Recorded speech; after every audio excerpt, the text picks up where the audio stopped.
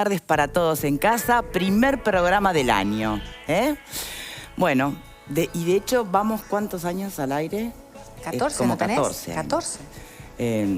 No nos queda otra que decir muchísimas gracias a todos los que han hecho posible esta maratón, ¿no? Y esta experiencia bastante increíble, porque si uno tuviera la receta de cómo hacer para que los programas duren, la aplicaríamos todos, ¿no? Entonces, tampoco vale decir, sí, es obvio que hace 14 años que estamos al aire porque lo hacemos bien. No, porque muchos lo hacen bien también, no funciona, nunca sabes dónde está la clave. Lo único cierto es que lo que aquí hay es, como en tantos otros casos, un equipazo de gente que trabaja con todo el compromiso posible. Siempre perfectible, siempre renovando, y aprovecho para hacerlo en este primer programa del año, ese compromiso por dar lo mejor de nosotros.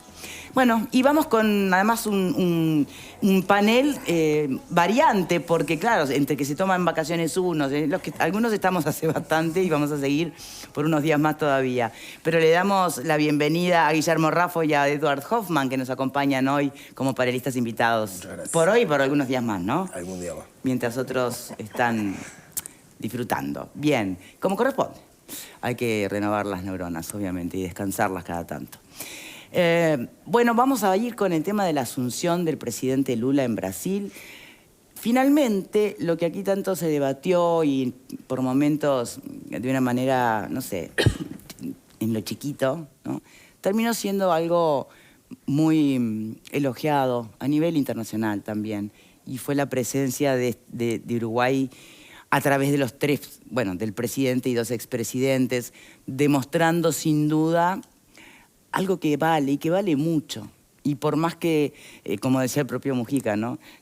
¿Cómo era que decía? Nos trompimos, no, es otra palabra más, también coloquial, pero como que se puede dar de punta acá, en casa, puertas adentro, mostrar la capacidad de un nosotros, esa parte de su frase me encantó, mostrar el nosotros es siempre muy importante. Y en especial, además, en Brasil, un Brasil que está muy dividido y donde asume un presidente que muchos ya escucharon parte de su discurso, pero insiste en volvió la democracia.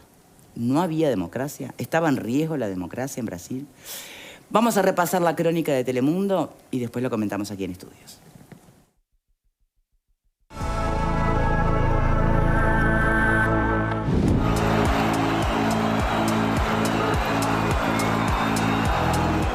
El líder progresista de 77 años, que ya gobernó entre 2003 y 2010, regresó a la presidencia tras derrotar en ajustadísimas elecciones al ultraderechista Jair Bolsonaro, quien no ha reconocido su derrota y abandonó Brasil hace 2 días, rumbo a Estados Unidos, para evitar tener que entregar a Lula la banda presidencial como manda el protocolo.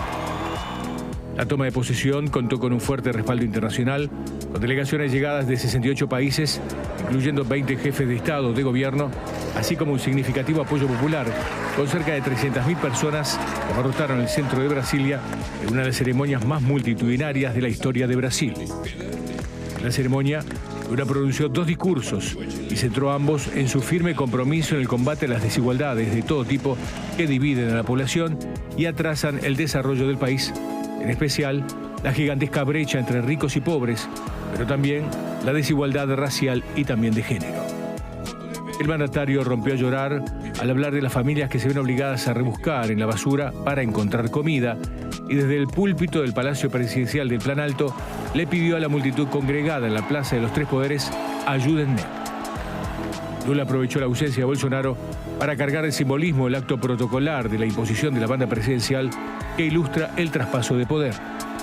Recibió la banda de un grupo de ciudadanos, en su mayoría anónimos, que ejemplifican la diversidad de la sociedad brasileña.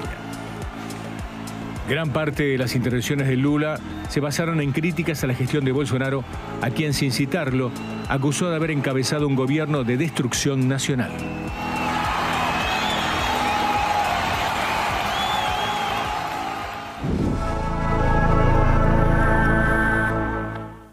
Bueno, queridos, los escucho. Que hay tantos puntos, además, de donde empezar a opinar sobre esto que veíamos, esto que escuchábamos. Hoffman, ¿querés empezar? Sí, cómo no. Primero decir que es el tercer gobierno que va a ejercer Lula, que para mí es algo importante. Como señalaste vos, el tema de los dos expresidentes acompañando a la calle, cuando uno miraba y hacía un paneo de los medios internacionales, había cosas negativas, como que Bolsonaro no estuvo en la entrega de... Sí, es insólito, ¿o no? Sí, es insólito. Pero era esperable. En el tema que no estuvo Bolsonaro, entonces se hacía como un paralelo. Esto es lo que pasa en estos países, volvieron a la Argentina también, y después mostraban el presidente Lacalle, Mujica y Sanguinetti, y resaltaban, y aparte hacían como una biografía de Sanguinetti y de Lacalle. El tema es que, digo, primero, imagínate vos, el jueves, Lula le pidió a Bolsonaro que hiciera un decreto presidencial anulando el impedimento de Maduro, que no podía entrar a Brasil, ¿no? O sea, que eso fue una de las tantas cosas que se realizó antes. Y después, bueno, el mismo domingo Lula hizo 13 decretos en los cuales tiró por tierra una cantidad de cosas, como el tema del porte de armas, el tema de las privatizaciones de las empresas públicas. Sí, habla de una reconstrucción, ¿no? O sea, claro, que es una palabra bien... por eso eligió esa palabra y no otra, ¿no? Reconstruir un país supone otra cosa que, bueno, empezar a gobernar otra vez o retomar o... No, reconstruir. Guille. Bueno, mira, a mí creo que antes de ingresar en lo más importante, que creo que son las propuestas, ¿no?, que trae, porque bueno, criticar un gobierno o la herencia de una gestión anterior siempre... Fue durísimo en la crítica, ¿eh? Por eso, siempre es un mensaje que, bueno, que más de reconstruir, en realidad es como un estado de situación quizás que se quiera hacer. Creo que también es un error de Bolsonaro o en su momento de Cristina Kirchner no estar, porque le permiten al actor que ponga su simbolismo o que haga propio un acto institucional que en realidad es del país. Y bueno, creo que Lula lo aprovechó muy bien. Es la primera vez que suben personas a otorgar ese poder. Sí, creo que se lo da al pueblo. Son mensajes muy fuertes. Los indígenas también, que son una población que ha sido marginada y crear un ministerio. Y eso mismo, y bueno, y ahí ingresamos un poco en lo que son, ¿no?, las políticas que Lula viene a traer. La deforestación cero, el Ministerio de los Pueblos Indígenas, como decía Vox, se crea un ministerio. Otra propuesta es el Ministerio de la Mujer en un país que es bastante machista como Brasil. Eso es una opinión mía propia, pero creo que se aplica. Por algo se ve una necesidad de crear un Ministerio de la Mujer. El plan de la Bolsa Familia renovado, que es un plan que ya tuvo Brasil, que el propio Lula incluso, ¿no? Creo que más allá de la parte de conexión con lo sentimental, ¿no?, en ese llanto que Lula hace cuando habla del pueblo brasileño con hambre, que lo siento, por lo menos a mí me lo transmite como algo que es verdadero, marca que es un país que tiene 33 millones de personas que están pasando hambre. Entonces... Qué importante que es un cambio. No sé si hubo una reconstrucción total o si hubo una destrucción de parte de Bolsonaro, pero sí hay una urgencia inmediata con cumplirle a ese pueblo, y ese es el mensaje que creo que transmite, que el pueblo le otorga su poder. Bien, ¿vale? Bueno, yo creo que es evidente que cada vez más los países tenemos como dos grandes bloques, dos grandes mitades en oposición permanente. Brasil es un claro ejemplo de esa situación, donde teníamos un presidente que gobernó para una mitad y hoy gana otro presidente que va a gobernar para la otra mitad del país, claramente, ¿no? Digo, en su enfoque, más allá de que es el presidente, en este caso, de todos los brasileños. Me resulta un final vergonzoso a uno de los peores periodos de la democracia brasileña. Bolsonaro me resulta, a mí ahí particularmente... de la democracia brasileña, o sea que... Pues esto de que volvió la democracia, que es algo que sostienen... A ver, convengamos que es un presidente que se eligió democráticamente, la gente lo votó, no se impuso al poder mediante la fuerza, o sea que claramente es un presidente democrático. Creo que uno de los peores presidentes que le tocó sufrir al pueblo brasilero, que bueno, que hoy tiene la foto de 33 millones en la miseria, 100 millones de brasileños en la pobreza, o sea, una realidad donde la homofobia fue una de las banderas de Bolsonaro, donde obviamente la discriminación a la mujer, el no respeto a los pueblos indígenas, la destrucción del Amazonas, o sea, realmente ni que hablar en la pandemia, con la gripecita, no preocuparse por la vacunación, el pueblo indígena morían uno tras otro sin acceder a ningún tipo de atención médica y tampoco a las vacunas, o sea, un presidente nefasto. O sea, yo por lo menos lo he manifestado en un montón de oportunidades. Uno podrá quizá como Uruguay analizarlo desde lo político, desde lo económico y quizá en algunos casos hayamos tenido puntos de encuentro, ¿no? En algunas cosas o acompañamiento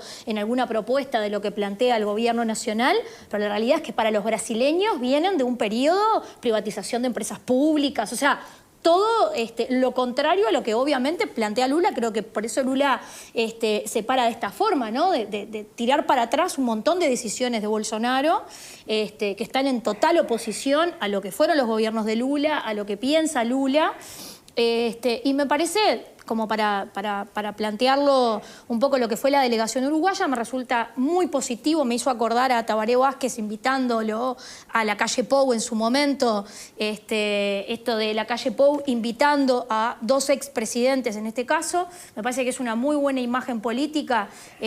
Mujica decía, nos sopapeamos y nos vamos nos sopapeamos y nos vamos con un fierro acá en casa, ¿no? Pero bueno, para afuera, esa imagen de que no estamos en la misma situación. Creo que es eso, ¿no? O sea, Uruguay, más allá de que tiene una división partidaria clara en el país, de también dos mitades, claramente el nivel de enfrentamiento que tiene el Uruguay no es el que tienen los brasileños. Sí, igual, ¿no? hoy escuchaba un analista brasilero hacer referencia a que es verdad que hay dos mitades en Brasil, por supuesto, pero sí. Ojo que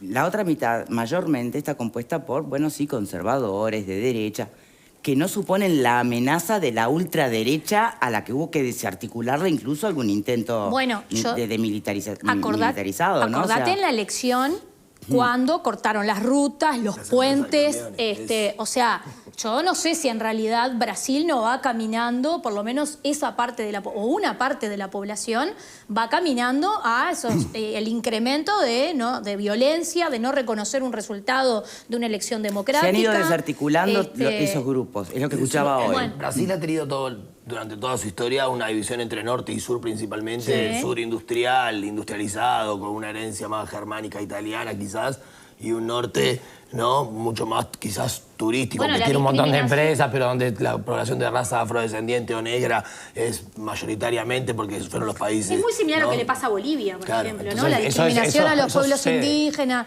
¿no? O sea, tiene como esa fragmentación. Pero a mí me pareció muy preocupante lo que pasó posterior a la elección. Y creo que el broche de oro lo da Bolsonaro, donde le da un golpe, para mí es un golpe a la democracia, decir, yo, como no estoy de acuerdo con que ganó Lula o no estoy de acuerdo con perder, digamos, la elección, no le entrego la banda presidencial. Yo creo que por eso digo, qué distinta la imagen que muestra Uruguay, cuando en realidad creo que a ninguno se le ocurre que en Uruguay un presidente no le va a entregar la banda al siguiente, ¿no? Marta. Yo creo que somos un país bien distinto al Brasil por varias razones. Para empezar, las elecciones fueron muy polarizadas y cargadas de agresiones importantes entre los dos márgenes, ¿no?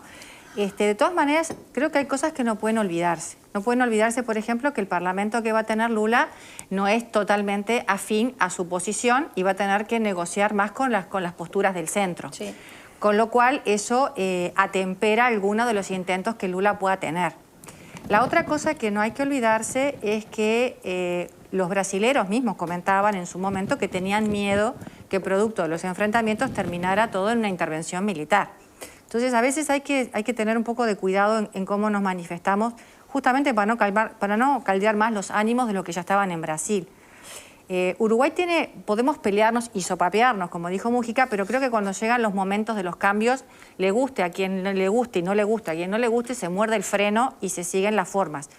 En Brasil parecería que no fue el escenario. A mí no me sorprendió que Bolsonaro no estuviera. Primero porque él entendía que las elecciones habían sido fraudulentas, segundo porque estaban muy polarizados, entonces es como, bueno, me voy porque yo no creo que este haya sido el verdadero resultado. Él discutía que había unos estados donde el conteo de los votos no había sido el adecuado, yo qué sé qué. Lo que sí me gustaría sentir es que con la presidencia de Lula no nos cambien las reglas del juego a nosotros con el tema Mercosur, ¿verdad? Bueno, ahora después vamos a las medidas que todo el mundo está esperando, porque una vez que asume un presidente, fantástico. Ahora, ¿cómo va a ser el relacionamiento? ¿En qué medidas puede perjudicar, beneficiar a la región, ¿no? Claro, porque bien, sí. ese es el tema que nos tendría que preocupar Sin en duda. realidad. Pero antes de ir a eso, yo los escucho, perfecto, las opiniones. Ahora, medio Brasil votó por Bolsonaro. Sí, claro. Entonces, ¿fue el presidente más nefasto de la historia? ¿Dejó la crisis que Lula plantea que dejó? ¿Cómo se explica? Medio país lo Pero votó. es medio país habilitado para votar.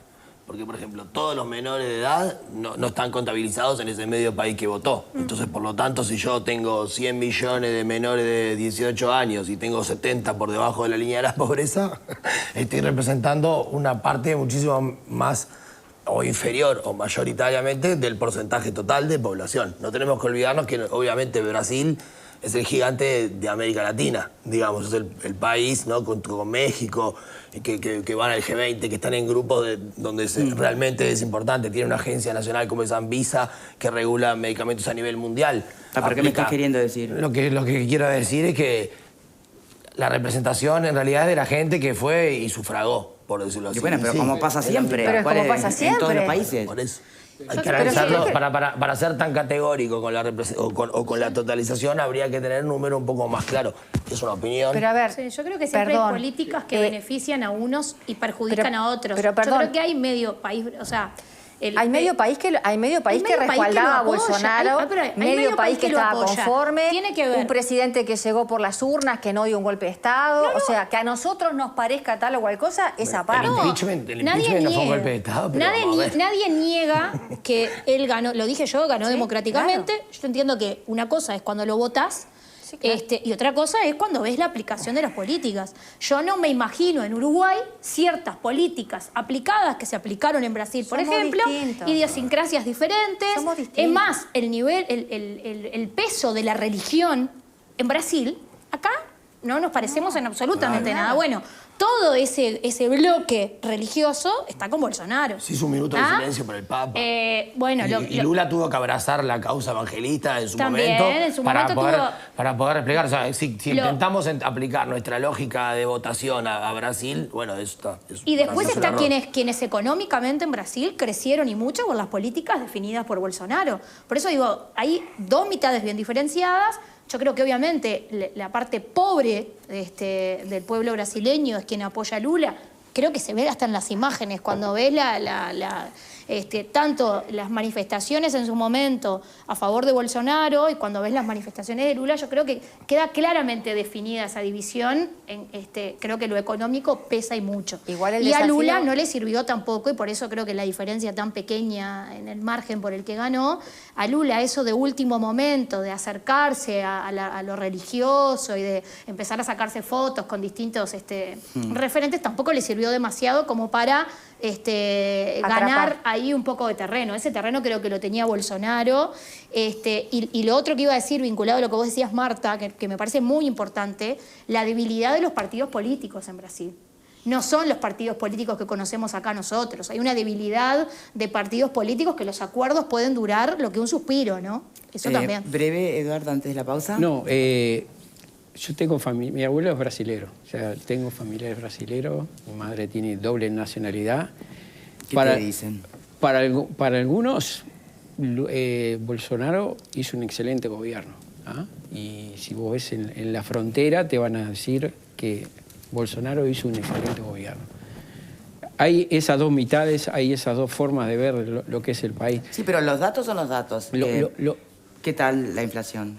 ¿Qué tal el Producto Bruto Interno? Sí, el déficit fiscal también. O sea, hay una cantidad de cosas. Pero ya sabes que a qué voy, es que todo lo que se dijeron en el debate presidencial, porque lo trató de delincuentes, se dijeron todo, pero cuando vos accedes a hacer un debate presidencial con otra persona, lo que estás reconociendo es que la otra persona puede ser el presidente de la República.